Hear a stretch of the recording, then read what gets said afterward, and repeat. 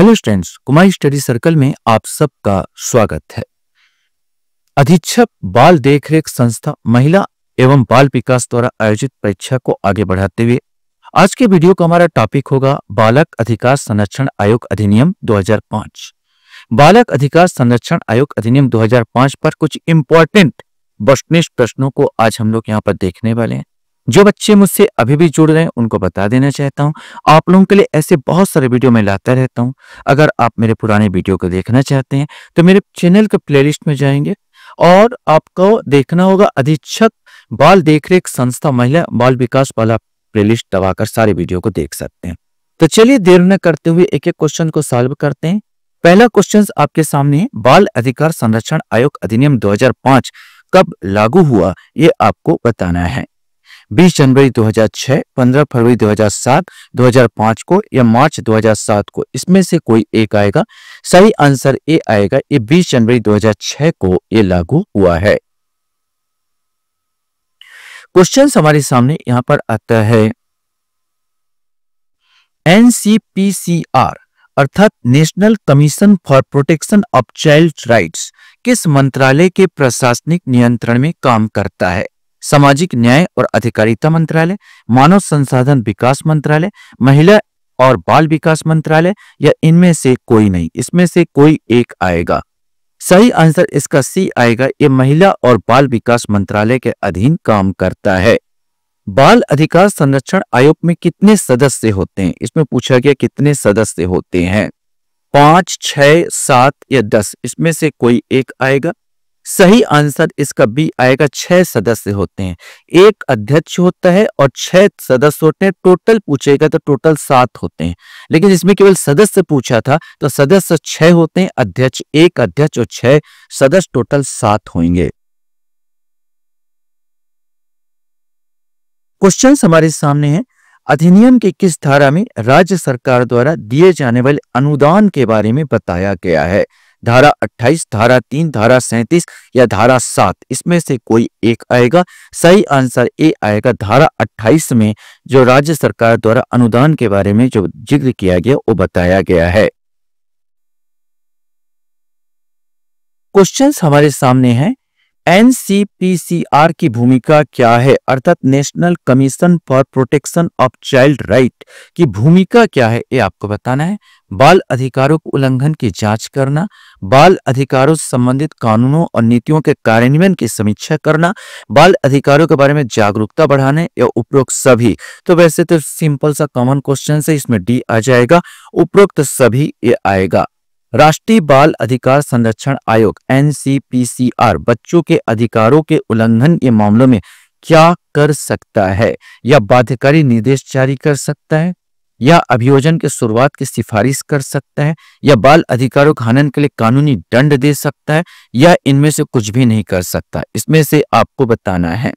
सही आंसर इसका बी आएगा, या अभियोजन की शुरुआत की सिफारिश कर सकता है, यह बाध्यकारी निर्देश जारी नहीं कर सकता, यह किसी को दंड नहीं दे सकता, मानी यह बाल अधिकार खाने के लिए कानूनी दंड नहीं दे सकता, ये केवल कर सकता तो अभियोजन की शुरुआत की सिफारिश जरूर कर सकता। तो बी वाला इसका सही आंसर आएगा। क्वेश्चन हमारे सामने आता, राष्ट्रीय बाल अधिकार आयोग की स्थापना किस वर्ष की गई। अब यहाँ पर आयोग की बात कर, राष्ट्रीय बाल अधिकार आयोग की स्थापना किस वर्ष की गई। जून 2005 को, अप्रैल 2006 को, मार्च 2007 को, या अगस्त 2008 को, इसमें से आपको बताना है। सही आंसर इसमें इस अधिनियम के तहत एक राष्ट्रीय अधिकार आयोग का गठन किया जाएगा जो मार्च 2007 को इसका गठन किया गया था धारा 3 के तहत। राष्ट्रीय बाल अधिकार संरक्षण आयोग के बारे में निम्नलिखित में से कौन सा सही है। इसकी स्थापना वर्ष 2005 में हुई थी, या सामाजिक न्याय और अधिकारिता मंत्रालय के प्रशासनिक नियंत्रण में है, या बाल अधिकार संरक्षण अधिनियम 2005 के तहत एक संवैधानिक निकाय है। इस आयोग के सभी सदस्य महिलाएं हैं। इसमें से आपको बताना है। देखो इसकी स्थापना तो पहले ही चुगली कर दे रहा है, 2007 में इसकी स्थापना ही, 2005 तो हो ही नहीं सकता, पहला तो गलत हो जाएगा। यह सामाजिक न्याय और ये तो बिल्कुल ये बाल विभाग अधिकार के अंतर्गत आता है। ये भी गलत आ जाएगा। या बाल अधिकार संरक्षण अधिनियम 2005 के तहत संवैधानिक निकाय है, तो ये बिल्कुल सही है कि ये संवैधानिक निकाय है।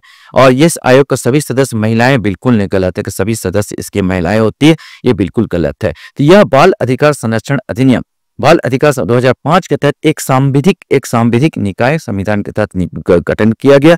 एक सांविधिक निकाय जरूर है, तो सी वाला आंसर इसका सही होगा।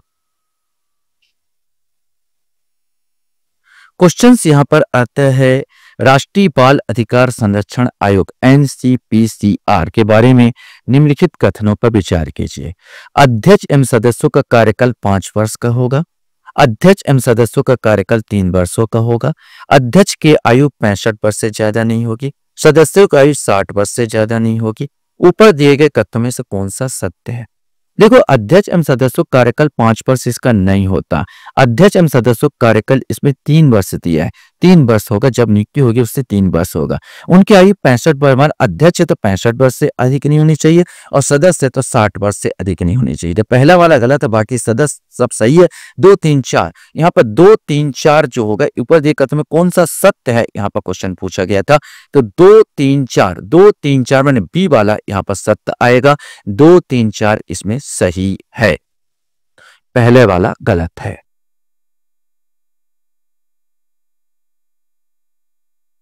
क्वेश्चंस यहां पर आता है, छत्तीसगढ़ राज्य बाल अधिकार संरक्षण आयोग के वर्तमान अध्यक्ष कौन है, ये आपको बताना है। डॉक्टर वर्णिका शर्मा, यशवंत जैन, प्रभा दुबे या शताब्दी पांडे, इसमें से कोई एक आएगा। सही आंसर ए आएगा। वर्तमान में डॉक्टर वर्णिका शर्मा इसके अध्यक्ष है। राष्ट्रीय बाल अधिकार संरक्षण आयोग के द्वारा किस आयु वर्ग के बच्चों को बाल अधिकार के अंतर्गत सुरक्षा दी गई है? 0 से 5 वर्ष, 0 से 16 वर्ष, 0 से 18 वर्ष या इनमें से कोई नहीं। सही आंसर इसका सी आएगा, 0 से 18 वर्ष। 0 से 18 वर्ष आयु के बच्चों को इसमें संरक्षण दिया जाता है।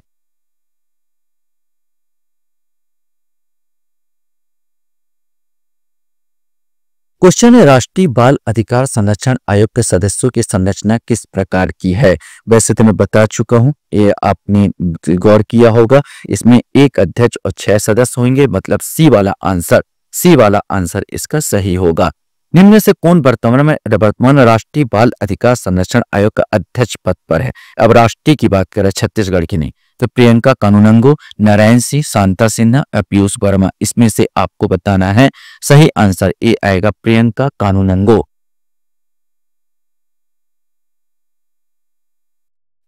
क्वेश्चंस है, अंतर्राष्ट्रीय बाल अधिकार दिवस किस तिथि को मनाया जाता है? ये आपको बताना। 10 जनवरी, 18 अक्टूबर, 20 नवंबर या 14 दिसंबर, इसमें से कोई एक आएगा। सही आंसर इसमें सी आएगा, 20 नवंबर को मनाया जाता है। राष्ट्रीय बाल अधिकार संरक्षण आयोग में कम से कम कितनी महिला सदस्यों का होना अनिवार्य है? 1 2 3 या 4? सदस्यों की संख्या, अध्यक्ष का एक अध्यक्ष होगा और 6 सदस्य होंगे, और 6 सदस्य में कम से कम 2 महिला होनी ही चाहिए। 6 सदस्यों में 2 महिला माने 4 धन 2, माने इससे अधिक भी हो सकते हैं, लेकिन कम से कम 2 महिला तो होनी ही चाहिए, ये कहा गया है। तो सही आंसर इसका बी आएगा, 15 का बी।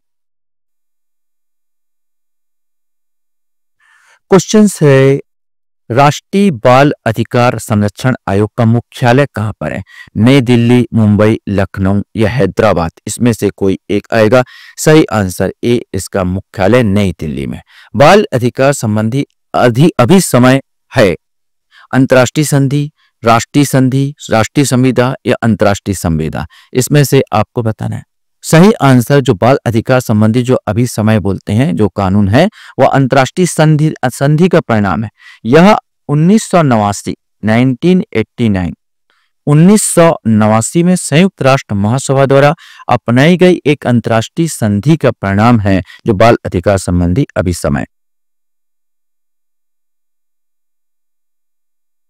क्वेश्चन है, बालक अधिकार संरक्षक आयोग अधिनियम 2005 के अंतर्गत बालक अधिकारों में शामिल है, ये आपको बताना है।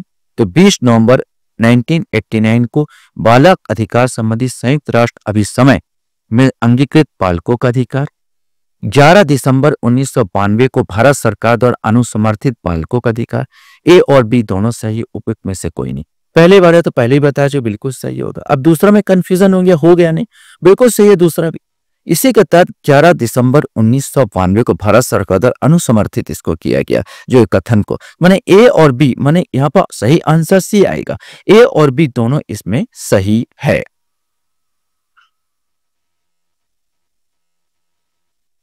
क्वेश्चन यहाँ पर आता है, आयोग के किसी विषय की जांच करते समय सभी शक्तियां होगी जो सिविल प्रक्रिया संहिता के अधीन सिविल न्यायालय को हो, जो दंड प्रक्रिया संहिता के अधीन पुलिस को हो, जो बालक अधिकार संरक्षण आयोग अधिनियम के अधीन अध्यक्ष को हो। उपरोक्त सभी सही है। सही आंसर इसका ए आएगा, जो सिविल प्रक्रिया संहिता के अधीन सिविल न्यायालय का है, समन कर सकता है, बुला सकता है मैं किसी को भी और जांच कर सकता है। तो ये ए वाला इसका सही आंसर आएगा।